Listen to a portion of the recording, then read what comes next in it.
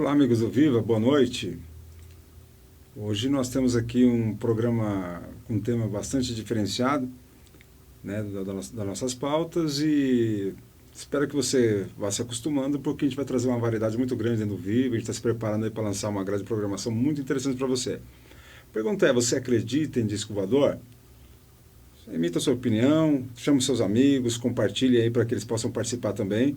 Porque hoje a gente tem uma entrevista com um ufólogo que está se destacando, ele tem uma atuação aqui no ABC também, a gente vai falar o que ele tem de relação com o ABC, ele vai falar aqui com a gente, vai falar das origens dele, desde quando ele, né, é ufólogo, né, que são os estudiosos dos objetos não identificados, enfim. É um programa bastante rico para informação, tá ok? Deixa eu ver se está tudo certinho aqui, se está chegando aqui para a gente. Está chegando assim, compartilhe aí para que as pessoas participem com a gente e você vai ver que programa bacana. Mas nós estivemos conversando com a produção que provavelmente vai ter mais um ou dois programas, porque é uma quantidade de material impressionante. Ele é uma enciclopédia do assunto. E, opa, deixa eu tirar meu som aqui do retorno aqui. Opa, senão vai gostar. Opa, tirei. Senão fica dois sons aqui, aí fica complicado. Mas eu quero chamar ele para já estar participando aí. O Edson Boaventura Júnior. Boa noite, Edson, tudo bem? Tudo bem aí, é um prazer participar do seu programa aí, viu, André? Faz tempo que a gente acompanha aqui em São Bernardo o seu programa, e falar sobre esse tema polêmico da ufologia no programa vai ser muito legal aí, porque tem muita gente aqui no ABC que já viu muita coisa estranha nos céus, né? Olha, Edson, realmente, deixa eu só falar que o Edson tem 39 anos, escritor, apresentador e também trabalha no Banco do Brasil. Aí nós vamos falar que você fundou, né, o GUG, que é um grupo ufológico do Guarujá em 85, e tem também o canal, para depois você acompanhar, Enigmas e Mistérios no YouTube, desde 2014. Então esse é o Edson Boaventura. Aliás, tem um trechinho, hein, diretor? Ele teve um programa famoso, de um cara famoso aqui de Santo André também no começo do mês. Coloca um trechinho para você ver. Olha só que chique nós estamos aqui hoje, ó. É isso aí, olha só, que coisa, hein? Isso participando aí. de programa, né, de uma grande audiência aqui do Gentili, que é aqui de Santo André. Quem sabe também na entrevista do Gentili por esses dias aí. Ô Edson, nós acabamos de receber, eu comentei contigo aí, nós anunciamos que você estaria aqui, uma foto impressionante da semana passada de Mauá. Mas vamos deixar isso para o finalzinho aqui do programa aqui. É impressionante, é uma coisa diferente. E ao vivo aqui, uma foto recente da semana passada, você vai falar para a gente, vai analisar e falar se é possivelmente um OVNI ou não. É diferente demais. Acompanhe, daqui a pouquinho você vai ver. Ô Edson, mas quando começa a tua história com a ufologia? Desde quando que você tomou contato com isso? Foi no ano de 1981, depois que eu vi um objeto grande, né, um objeto alaranjado, lá na cidade do Guarujá. Na época eu estava assistindo televisão com meu irmão, e aí minha mãe saiu para recolher roupa no varal, né? A gente morava numa edícula, e de repente minha mãe começou a chorar, gritar, sei lá, fazer um barulho meio estranho. A gente pensou que poderia ser algum bicho, sei lá, alguma coisa pegando ela. A gente saiu para acudi-la, e aí quando nós chegamos lá fora, olhamos para o céu assim, aí tinha aquele objeto voador não identificado muito grande, de grandes proporções, e ele foi soltando alguns objetos menores, avermelhados por baixo dele, e esse objeto maior foi se dirigindo em direção a Santos, ali no litoral paulista. Quando então ele aumentou o seu tamanho, depois ele diminuiu, e aí fez um movimento de anzol, subindo assim numa velocidade muito grande, e desapareceu. E durante, né, nosso avistamento ali, a gente começou no fundo da edícula e terminamos no portão de casa. Aí tinha várias pessoas ali olhando, apontando para cima, que estava vendo o mesmo fenômeno que nós fizemos. A partir daí, eu me interessei em descobrir o que era aquilo que eu tinha visto, uma vez que não era nenhum balão meteorológico, nenhum objeto voador convencional, né, conhecido. E aí eu encontrei respostas na ufologia, né, no estudo do fenômeno OVNI, dos objetos voadores não identificados. Inclusive na época não tinha internet, mas sou registrado por um grande jornal da Baixada, né, que é a Tribuna. Olha só, Isso, o jornal registrou aí, exatamente. fez uma reportagem. Quando é essa Exatamente. reportagem aí? 81. É de 1981. Isso. Puxa vida, você era. Então, e depois disso, a Tribuna ela noticiou muitos casos lá. A gente, em 1985, fundamos o GUG, que é o Grupo Ufológico do Guarujá, e a partir de então a gente pesquisou mais de 400 casos lá na região, Mais de envolvendo 400 diversos casos lá na jovens. Baixada? Foram mais de 400. É caso de Antes de perguntar, viu? pouso, Deixa eu só interromper um pouquinho, tripulante, Edson. avistamento, fotos, tudo. Antes de eu só interromper, a gente vai falar o porquê de tantas situações na Baixada lá, o que Uhum. favoreceria essas aparições lá. Nós vamos ter imagens incríveis, viu? Imagens aqui do ABC, imagens fantásticas aí que você vai poder fazer sua análise aí. A tua relação com o ABC hoje, você mora no ABC ou não? Não, estou morando em São Paulo, mas trabalho no ABC. Você é gerente Trabalho de ali banco, né? em São Bernardo, isso. Ah, tá ok. Só para a gente fazer essa conexão tua aqui com a nossa região aqui. Isso. É, e aí na Baixada você falou de 400 avistamentos que fala, não é isso? Na verdade não é só avistamento, teve pousos também, contatos imediatos com os tripulantes desses OVNIs, desses objetos voadores não identificados. Enfim, são casos bem variados lá no litoral paulista. Objeto entrando e saindo de dentro do mar também. Puxa vida, é vasto aí, né? Os acontecimentos. É, E o tem, que tem aconteceu lá em caso, Poranga, lá tem no Vale do caso até Ribeira? de, viu, tem caso até de explosão de OVNI que aconteceu na Praia das Toninhas em Ubatuba. E inclusive nós temos alguns desses fragmentos Você tem aí para mostrar que para a a gente gente ou já. não?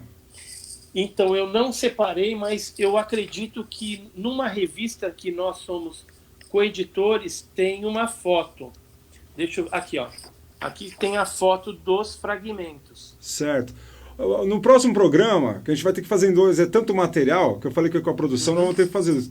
Se você puder separar para mostrar para a gente, que eu vi lá no Gentili também que você mostrou ali os Isso. fragmentos, é bastante interessante mostrar aí para todo o nosso público aí.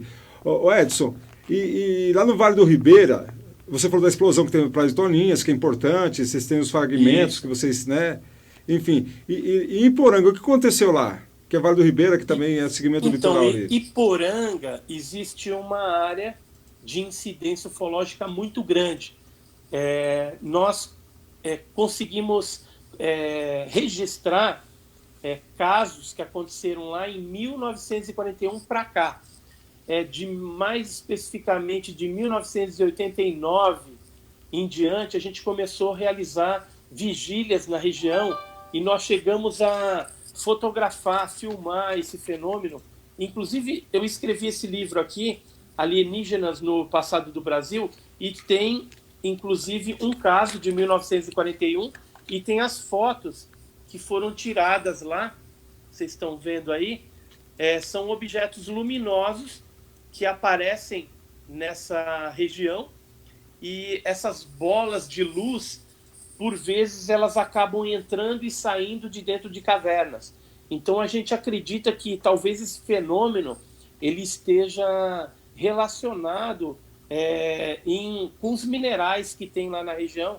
Lá tem ouro, tem prata, tem chumbo, e então pode ser isso que atrai esses objetos para lá. Então, desde 1941, a gente tem casos lá envolvendo moradores. Tem esse senhor aqui, ó, que é o Nadier Jorge da Mota.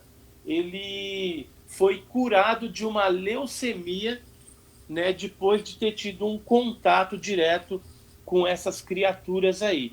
Isso em 1941, antes da era moderna dos discos voadores, né? Os discos voadores, eles começaram a ser difundidos como discos a partir de 1947. Só que o Brasil ele é riquíssimo, né? Tem casos aí, um dos mais antigos registros que nós temos, do litoral, por exemplo, está datado de maio ou abril de 1560. É uma carta do jesuíta José de Anchieta, uma carta datada de 31 de maio de 1560, que está na biblioteca do Rio de Janeiro, a original, né, dessa carta. Acho que não E pegou lá fogo eles lá no Museu falam Nacional, do não. Não estava lá, não, né? Boitatá. Oi? Não pegou fogo lá no Museu Nacional nessa carta, não, né? Não, não. Não Você pegou, tem outro não. Tá lugar. lá, hein? Eu tenho cópia dessa carta, inclusive. E o que, que ele fala nessa carta? Ele fala do Emibai Tatá. Emibai é coisa e Tatá é fogo. Então, coisa de fogo. E o José de Anchieta, o jesuíta, ele falava que essa coisa de fogo perseguia os índios e, às vezes, os matava também. Então, era um registro ali, logo no princípio da colonização, dos fenômenos ufológicos que já ocorriam no litoral. Entendi.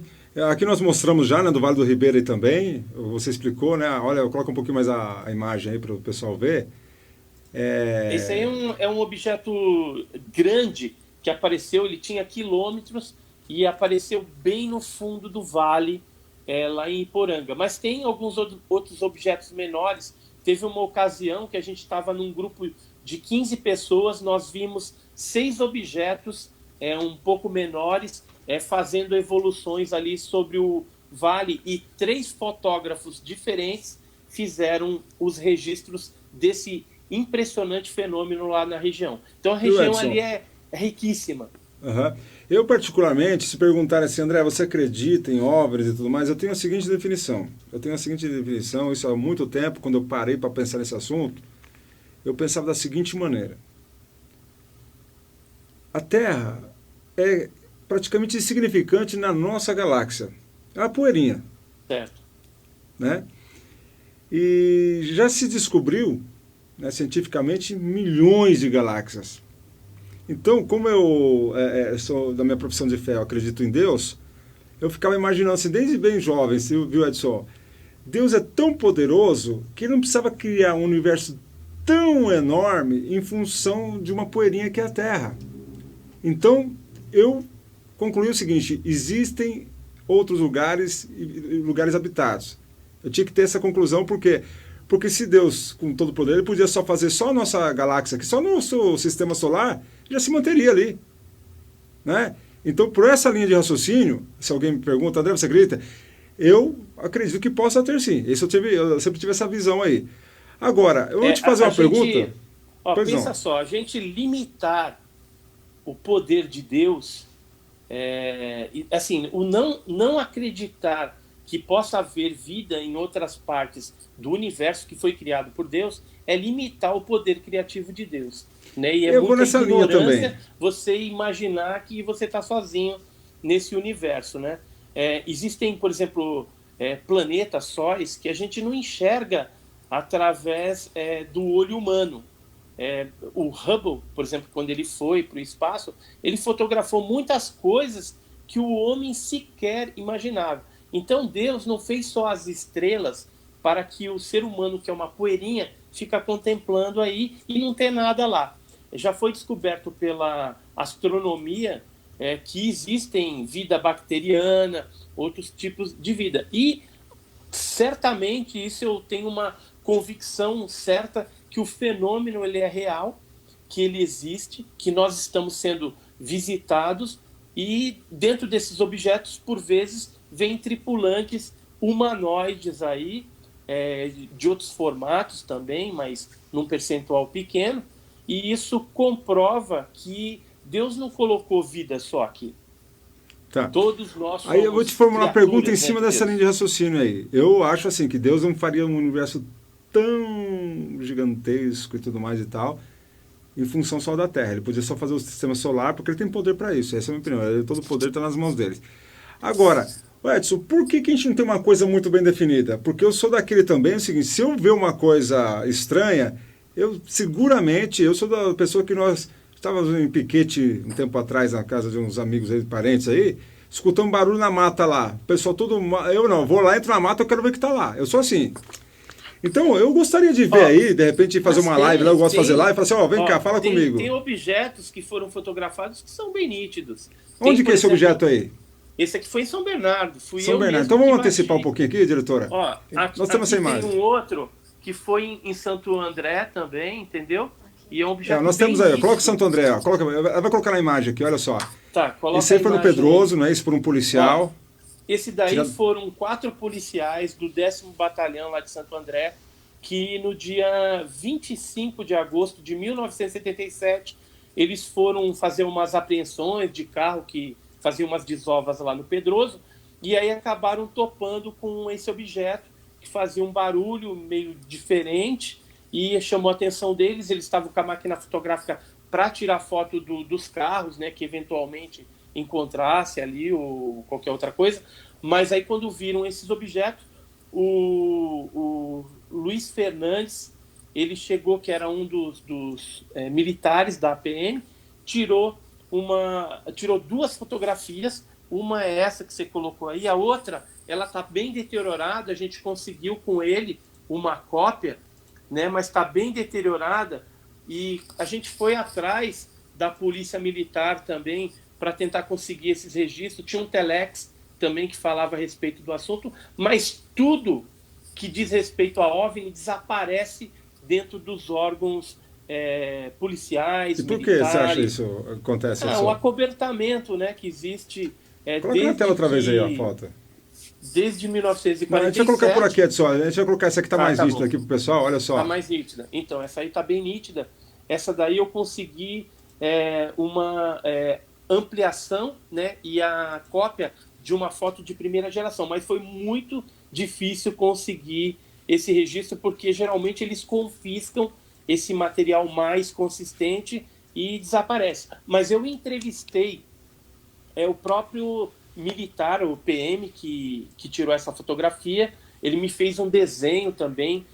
Tem uma matéria no portal da Burn, www.portalburn.com.br, que fala de trasladação de automóveis. E por que isso? E lá tem esse caso dos PMs, porque esse caso aconteceu no dia 25 de agosto de 1977. No dia 27 teve um japonês que foi pescar ali na represa do Pedroso, e ele estava indo com o fusquinha dele branco, e de repente viu um objeto desse. Esse objeto veio, acoplou, né, o carro dele, e de repente ele estava voando naquele objeto, né? E nisso ele apagou, perdeu os sentidos, e quando ele acordou, isso eram mais ou menos umas 7h10 da manhã, quando ele acordou era 7h20, ele olhou no relógio, só que ele estava a muitos quilômetros dali na represa, ali onde fica a Estrada Velha, né, já para Ribeirão Pires. Ou seja, ele andou 270 quilômetros, a gente fez por hora, né, a gente fez o cálculo pela quilometragem que ele transcorreu, e o tempo que passou, que foi só 10 minutos. Então, esse objeto que pegou ele, deixou ele lá em Ribeirão Pires, até para ele voltar. Depois ele chegou a comentar que gastou uma hora e pouco para poder voltar pela estrada convencional. E ele passou voando por cima da represa, né? Isso aconteceu 2 dias depois do caso dos policiais militares que fotografaram. Essas fotografias aí, elas foram analisadas na época na Foto Akimi, por um japonês lá, e o japonês depois, acho que a mando, né, da própria polícia militar, disse que os negativos se perderam, né, ou seja, sempre tem um ar de mistério, né? Sempre um ar de mistério, a gente vai entrar nesse campo já. Então não tem, cara, não tem o negativo, mas as fotografias, pelo menos, elas acabaram vazando para a imprensa. Foi publicado no Diário da Noite, nos jornais aí do ABC também. Foi bem comentado o caso na época. Eu era pequeno aí, mas a gente ouvia falar muito disso aí. Se tivesse no Gentili agora, ele ia brincar. Falar assim, se os policiais foram atrás de desovas de carro, será que os extraterrestres iam desovar lá as naves? Tal? O Dan Gentili ia te fazer essa pergunta aí. Com certeza, né? Ele brincou bastante lá. Mas assim, então, existe essa foto, existe uma categoria que é colocado esses objetos. Daqui a pouquinho eu vou mostrar o de Mauá ali. A foto que me mandaram da semana passada, o Edson vai falar, não, isso aí não é um fenômeno, enfim, ele vai classificar. Porque a pessoa que soube falou, André, olha que eu fotografei semana passada, mandou uma foto aqui pra gente. Daqui a pouquinho nós vamos mostrar. Que categoria está inserido esses discos voadores vistos ali em 1977 no Pedroso e Santo André? Então, eles seriam em formato discoidal mesmo, né? São os típicos discos voadores, né? Inclusive em São Paulo, naquela década de 70, 60 também, aparecia muita coisa. Tem um recorde de jornal, que eu até separei aqui, dos meus arquivos. Esse é de 14 de outubro de 1968, da Folha de São Paulo, e traz aí objeto voador no ABC. Muitos viram, né? Então fala que em Ribeirão Pires foi observado, ó, tem os jornais aqui da época, e o que eles falam aqui, que o pessoal da Força Pública, que era da polícia, também chegou a observar isso daí, e eram objetos mais luminosos, com umas velocidades bem rápidas mesmo, eles faziam movimentos de zigue-zague, e tinham as cores, que eles falam aqui no jornal, violeta, rosa e verde. Em alguns outros locais que também apareceu, São Bernardo, tal, nos dias subsequentes, eles falam também dessas cores e acrescentam a cor azulada também. Então eram objetos luminosos, multicoloridos, como aqueles que aconteceu na famosa Noite Oficial dos OVNIs, que foi no dia 19 de maio de 1986, quando o espaço aéreo brasileiro foi invadido por mais de 2 dezenas de OVNIs. Foi mandado caça de interceptação da Força Aérea, né, Mirage F-5, e os pilotos tentaram se aproximar desses objetos, mas sem sucesso. Depois, o brigadeiro Otávio Júlio Moreira Lima veio a público numa coletiva televisiva, saiu no Fantástico, em várias televisões, e eles deram um depoimento de que realmente o espaço aéreo brasileiro tinha sido invadido por 20 e tantos objetos não identificados no estado de São Paulo, Rio de Janeiro e São José dos Campos. Depois a gente ficou sabendo que essa onda, que começou no dia 19 de maio de 1986, durou até dia 29 de maio de 86, quando uma grande nave-mãe gigante apareceu em Santos, já bem no oceano mesmo, e as torres de controle detectaram objetos menores indo todo em direção àquele objeto maior, até que ele desapareceu. Esse relato aí ele foi inclusive corroborado e dito no Fantástico, um programa que eu participei também. Quem falou foi o Sérgio Mota, que era o controlador da torre de controle lá em São José dos Campos. Ele era sargento na época da FAB, da Força Aérea Brasileira, e ele chegou a dar esse depoimento. E quando teve o caso de 19 de maio, ele também foi um dos primeiros a dar o alerta para o Sindacta em Brasília, para que eles tomassem as devidas providências e mandassem os caças no encalço daqueles objetos voadores não identificados. Tá certo. Tem uma imagem de 2016, é um vídeo aqui do ABC, vai colocar agora, diretor? Não? Também foi um festival ali, né? Foi um festival de objetos ali. Vamos ver que vídeo é esse aí, para ver se eu lembro. 2020? É 2020 agora? Você tem conhecimento disso, Edson? Tô sabendo. Foi dia 27 de maio, se não me falha a memória, de 2020. Foi em São Bernardo. Vários aqui objetos. Em São Bernardo? Em São Bernardo. Não coloca ainda não, diretora. Não coloca ainda não. 27 de maio. Deixa eu te falar uma coisa. Desde abril de 2020 agora, está tendo uma grande onda no Brasil e mundial também. E a região do ABC também está sendo invadida aí. Um monte de gente relatando casos. Eu tive conversando, inclusive, com o Fernando Tomazini. Ele, junto com 3 agentes, viram um objeto também na Estrada Velha, ali no quilômetro 40. Viu o objeto entrando dentro da represa, né? Teve casos na Avenida Taboão, próximo à Ford ali. Teve casos também no Barra Assunção. Teve casos no Riacho Grande, ou seja, Santo André. A gente ficou sabendo, Mauá também teve algumas filmagens. Então, assim, o fenômeno tá louco. Alguma coisa está acontecendo. Agora, tem que dar um desconto aí, que muitas pessoas estão confundindo também esses fenômenos aí luminosos com satélites que, vez ou outra, estão passando aí, que é o satélite da Starlink, que geralmente ele passa é como se fosse um trenzinho, assim, são vários pontinhos brancos passando em velocidade constante, movimento retilíneo, e de vez em quando aparece isso, o pessoal confunde muito. O que aconteceu também? Muitas pessoas estão soltando balões, pessoas estão confundindo balões também. E, existe muito engano assim? A pessoa fala, Edson, eu vi isso aqui e tal. E você fala, não, pode parar sim, que você não é. Tem muita drone também, entendeu? Que o pessoal às vezes confunde os mais desavisados. A gente tem recebido muito material e eu vou te falar, de 100% do material, 90% a gente consegue explicar.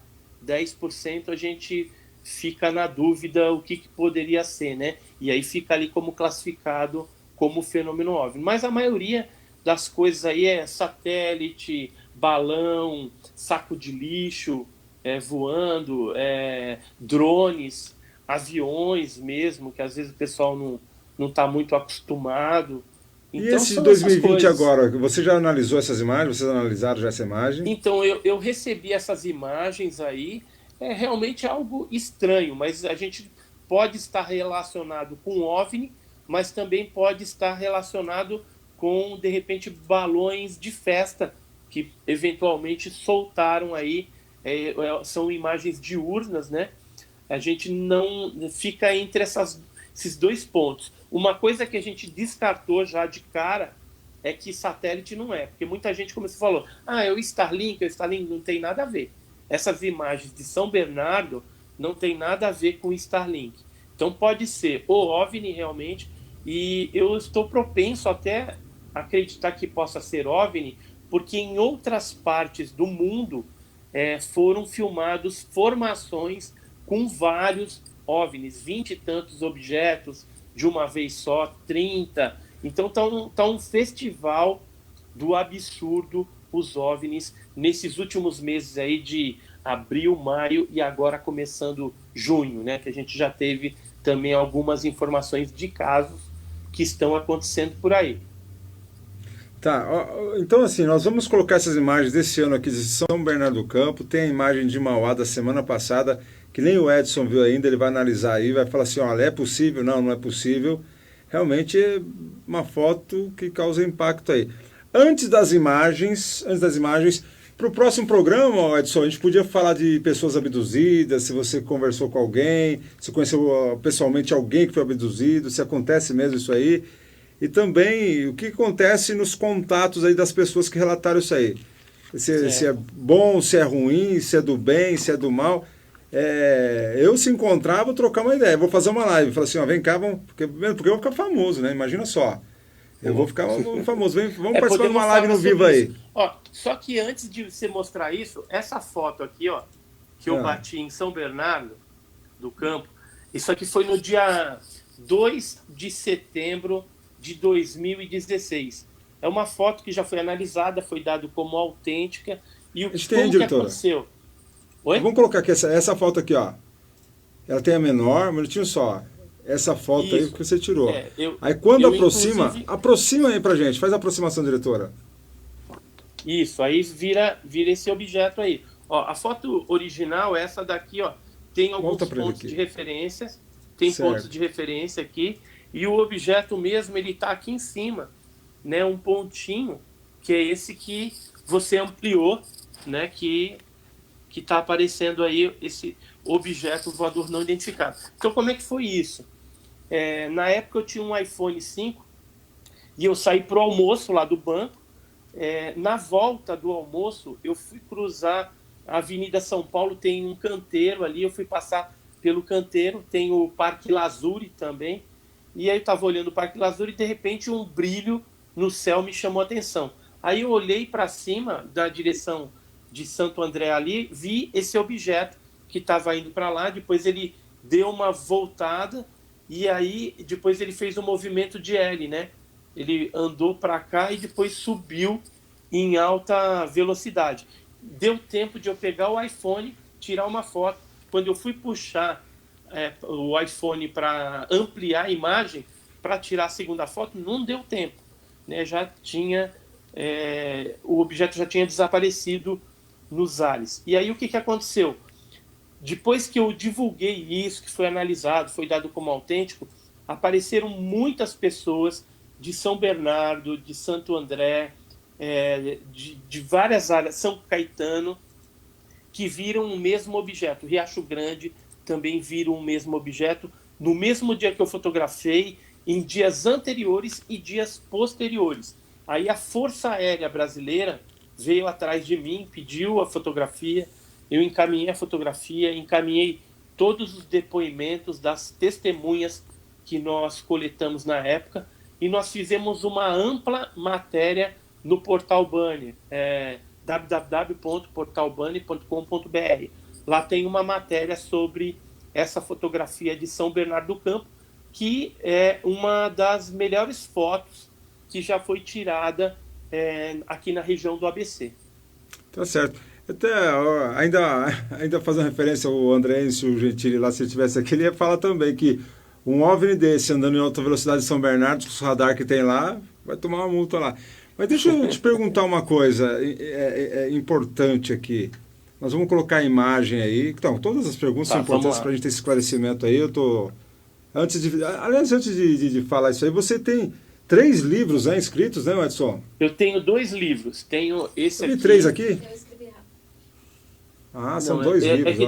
Que tem uma revista também que a gente coeditou. Tá ok. Então, Alienígenas no Passado do Brasil foi o primeiro livro que eu escrevi. Tem 14 casos que ocorreram antes da era moderna dos discos voadores e que tem aí tripulantes desses discos, né, desses objetos voadores não identificados. Esse daqui, que é o OVNI Arquivos Militares, ele traz o caso de Biúna, que são 3 pousos que ocorreram em Biúna, e inclusive com documentação oficial da aeronáutica, tá? Tem os croquis, os relatórios, né? Tem as marcas de pouso que foram feitas na época pelos militares, né? Eles estiveram lá na região fazendo todo esse levantamento.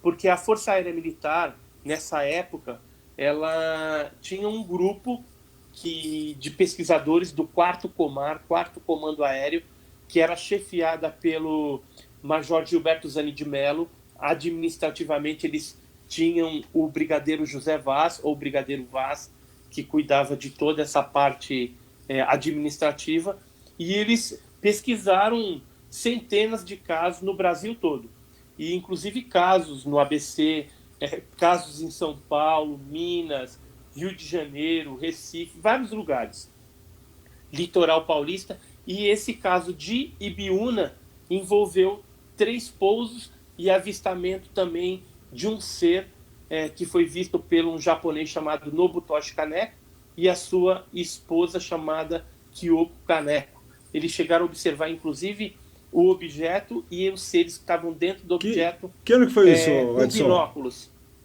Esse foi em 1968, se não me falha a memória. Foi na década de 60.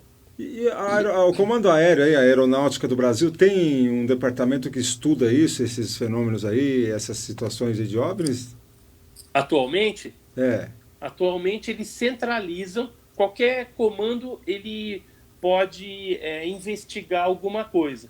Só que depois eles pegam esses relatórios e encaminham para o antigo Condabra, que fica na área especial 12, lá em Brasília. Lá eles arquivam isso e dão o tratamento que tiver que dar. Depois de um tempo que passa o grau de classificação, eles pegam esse material, vê lá o que é mais simples, e aí tiram cópia disso e manda para o SENDOC, que é um setor de documentação da aeronáutica. Aí o SENDOC tira cópia de novo daquilo ali e manda para o Arquivo Nacional, e aí fica à disposição dos civis, né, do cidadão. Qualquer um pode entrar lá no sistema CIAN e consultar essas milhares de páginas de relatórios oficiais da aeronáutica sobre a pesquisa de OVNIs no Brasil. É isso que eu ia te perguntar, se tem um acesso aí a uma biblioteca que você chega e fala assim, olha, quero consultar ali o caso tal, porque nos Estados Unidos, pelo menos a impressão que eu tenho, que eles escondem, tem aquele caso de 1900 e agora, hein? Falei a memória, 50 e alguma 1947, coisa lá. é o caso 47. Roswell, que caiu o objeto com seres.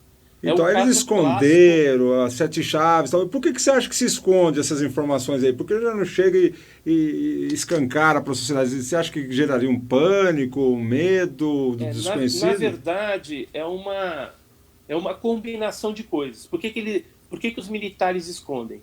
Porque se eles conseguirem uma nave ou uma tecnologia dessa, através do processo de engenharia reversa, eles constroem discos voadores terrestres, que poderiam ser utilizados para dominar outras potências, aí, outros países. Né? Eu acredito até que eles já capturaram que muito dessas tecnologias que nós temos hoje, né, de celular, os computadores, os próprios drones aí, tudo isso veio em função da engenharia reversa da captura dessas naves. E por que eles não divulgam e acobertam? Por causa da geração de pânico. E outra coisa, se eles reconhecerem oficialmente que o fenômeno existe, existem pessoas que às vezes são afetadas, né? Você até está querendo falar num próximo programa sobre abdução e tal. Então tem pessoas que se sentem lesadas e essas pessoas pagam impostos para ter uma segurança que em relação ao fenômeno OVNI não existe. Então, isso poderia complicar se os militares reconhecessem oficialmente o fenômeno. Na verdade, tem vários relatórios aí que eles já reconhecem que são inteligências que estão ali por trás daqueles aparatos, inteligências desconhecidas, que os movimentos, as velocidades e a tecnologia ali envolvida é algo que a gente não tem a nível de terra, né, da nossa terra, a nível convencional. Então, realmente se tratam de tecnologias aí que são almejadas por essas potências, principalmente pelos Estados Unidos.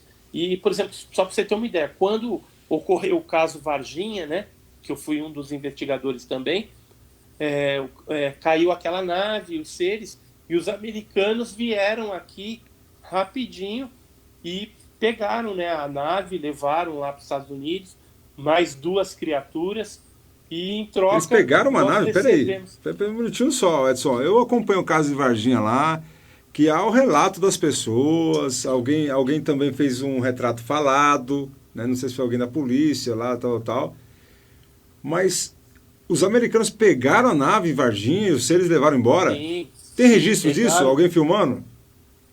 Os da americanos nave. levando essa nave? Não, eu tenho depoimentos de pessoas que viram a nave nos caminhões da ESA, aqueles caminhões modelo 14, 18 com lona camuflada, que estava com um objeto ali e que estavam sendo transportados para outro lugar. Houve também o depoimento de comboios que saíram da ESA em direção à Unicamp, em Campinas, onde o Badam Palhares depois fez as análises com uma criatura viva e uma criatura morta, ou seja, fez as necrópsias na criatura morta também. E tem registro oficial disso? Lá na Unicamp, se for lá e falar assim, olha, foi feita uma necropsia, tal, tal, tal. Então, eu tenho depoimentos de várias pessoas lá, inclusive o próprio motorista do Badam Palhares, que chegou a ver até a mão da criatura, que estava dentro de um saco. Eles tiveram que transportar de um lado para o outro. Tem o depoimento de um outro rapaz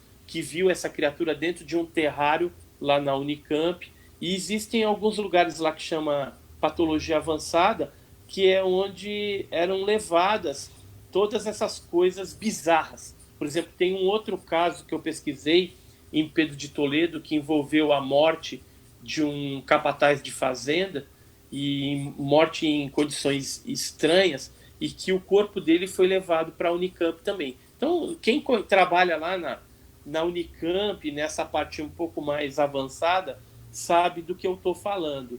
Né? Tá E certo. depois, uma dessas criaturas de Varginha, né, porque não era só uma, né, eram várias, foi também levada para Iperó, que é uma base de segurança máxima da Marinha, que fica no interior de São Paulo. Né? Então a gente teve algumas informações que essa criatura foi para lá também. Tanto é que na época, lá para abril, mais ou menos de 96, o alto comando do Exército, chefiado pelo Zenildo Zoroastro de Lucena, esteve em Campinas nessa reunião, né, que foi uma coisa inédita também, porque nunca antes o alto comando do Exército tinha se reunido em Campinas, porque foram mais de 20 e tantos generais junto com o Zenildo Zorásto de Lucena, e a explicação que eles deram na época para a imprensa, que a gente mandou um repórter lá dar uma sondada, o que eles estavam fazendo lá, que nunca tinham se reunido fora de uma capital, e a gente sabia que o ET de Varginha estava para lá. E aí eles deram uma explicação esdrúxula, dizendo que 25 generais mais o brigadeiro estavam lá para ver umas viatura Leopardo que tinha chegado lá, e também uns sistemas de computadores que eles iam colocar no Exército, né? Iam dar uma modernizada. Ou seja, qualquer sargentinho raso com algum conhecimento pode assumir uma missão dessa tranquilamente. Não precisa um ministro, né, o Zenildo Zorásto de Lucena, e mais 25 generais, se não me falha a memória, né, ir lá para Campinas, né, para fazer isso. Depois, algumas pessoas, né, alguns militares, vazaram para a gente, que deu até briga lá, porque nem todos puderam ver a criatura que estava lá, que foi capturada na ESA, na Escola de Sargento das Armas, em Três Corações, que foi sobre esse caso aí de Varginha. Tá certo. Ó, nós vamos colocar então, nós vamos ter que fazer outro programa aí, a gente vai marcar a data certinho para vocês, tem muito material ainda, muita coisa interessante da área de ufologia para passar para vocês.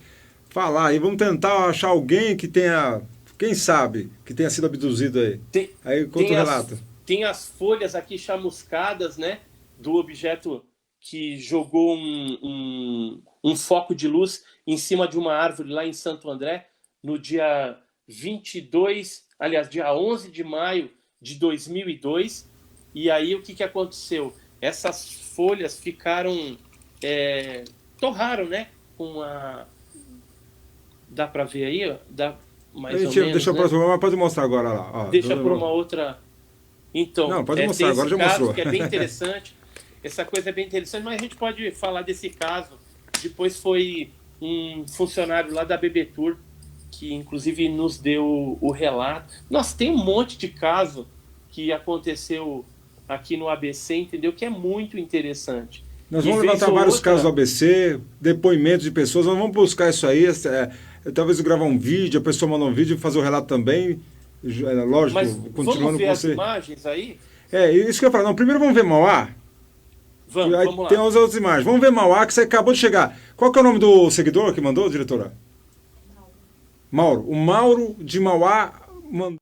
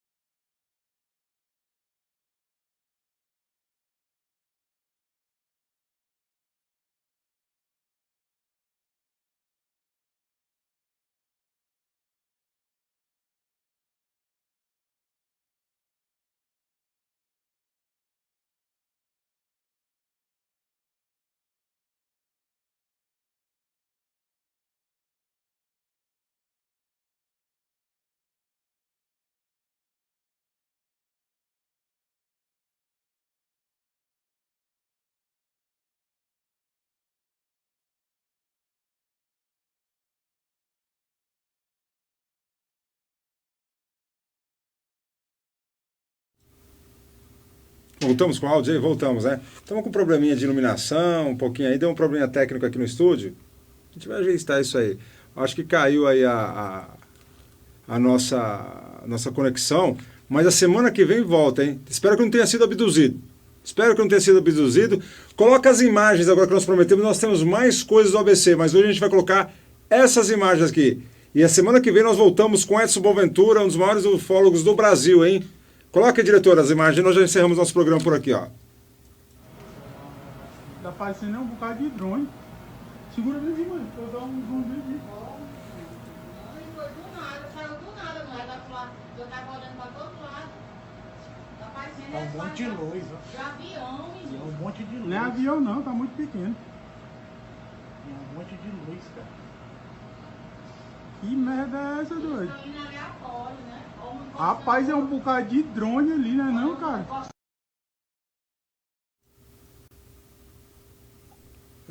Semana que vem tem mais. Muito obrigado pela tua audiência. Semana que vem, de novo aqui com Edson Boaventura, um dos maiores ufólogos do Brasil, com muita coisa para você. Muito obrigado. Viva a ABC, um novo olhar pra região. Forte abraço. Até a próxima.